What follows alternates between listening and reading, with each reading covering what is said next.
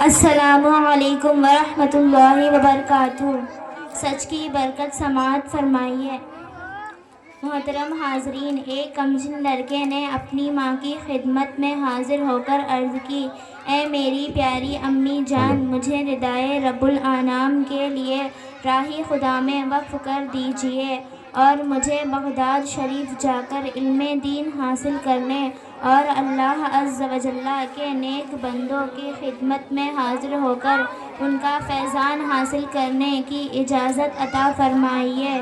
تو اس کمسن لڑکے کی والدہ ماجدہ نے اللہ تعالیٰ کے مشیت و رضا پر لبیک کہا اور راہ خدا کے اس ننھے مسافر کے لیے زادی راہ تیار کرنا بچے شروع خاموشی کر کا دیا اختیار کریں، ادب کے ساتھ بیٹھو خاموشی سے۔ اور 40 دینار اپنے لختے جگر کی قمیض کے اندر سی دیا۔ پھر سفر پر روانہ ہونے سے پہلے اپنے لختے جگر کو یہ کہتے ہوئے الوداع کہا، نعرہ تکبیر، نعرہ رسالت، یا رسول علماء اہل سنت، مخیر اہل سنت، سبحان اللہ۔ جاؤ، میں نے تمہیں راہ خدا میں ہمیشہ کے لیے وقف کر دیا ہے، اب میں یہ چہرہ قیامت سے پہلے نہ دیکھوں گی۔ پس راہ خدا کا یہ ننھا مسافر علم دین حاصل کرنے کے جذبے سے سرشار اور اولیاء کرام رحمہ اللہ السلام کی محبت سینے سے لگائے ایک قافلہ کے ہمراہ سوئے بغداد چل پڑا۔ راستے میں 60 ڈاکو قافلہ کا راستہ روک کر لوٹ مار کرنے لگے۔ انہوں نے کسی کو بھی نہ چھوڑا، ہر ایک سے اس کا مال و اسباب چھین لیا، مگر اس کمسن لڑکے کو کم عمر جانتے ہوئے کسی نے اسے کچھ بھی نہ کہا۔ پھر ایک ڈاکو نے پاس سے گزرتے ہوئے ویسے ہی پوچھا، اے کمسن لڑکے، کیا تمہارے پاس بھی کچھ ہے؟ کمسن لڑکے نے بے دھڑک جواب دیا، جی ہاں، میرے پاس 40 دینار ہے۔ ڈاکو نے مذاق سمجھا اور آگے چل دیا۔ اسی طرح ایک اور ڈاکو نے بھی اس کمسن لڑکے کے پاس سے گزرتے ہوئے پوچھا تو اسے بھی یہی جواب دیا کہ میرے پاس 40 دینار ہے۔ جب یہ دونوں ڈاکو اپنے سردار کے پاس گئے تو اسے بتایا کہ قافلے میں ایک ایسا نڈر کمسن لڑکا ہے جو اس حال میں بھی مذاق کر رہا ہے۔ سردار نے کمسن لڑکے کو بلانے کا کہا۔ وہ آیا تو اس نے پوچھنے پر اب بھی وہی جواب دیا جو پہلے دیا تھا۔ سردار نے تلاشی لی تو واقعی 40 دینار مل گئے۔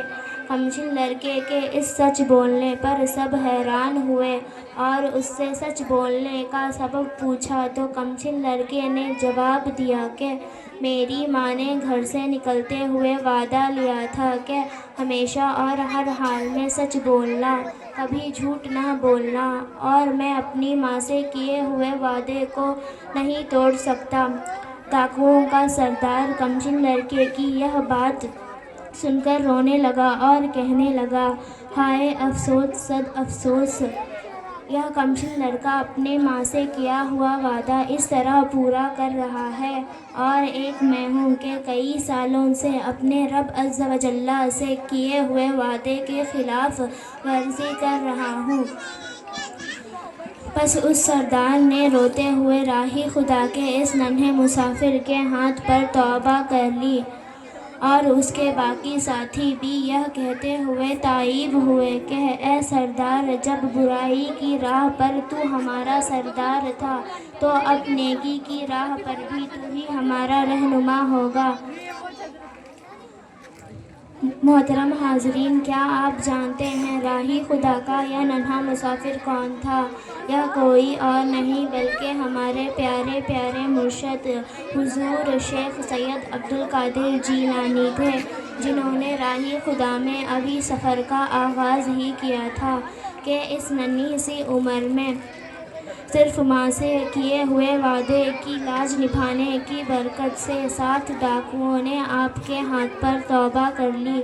تو ذرا سوچئے، اگر بندہ اپنے رب عز و جل سے کیے ہوئے وعدے کی پاسداری کرنے لگے تو کس مرتبہ میں فائز ہوگا۔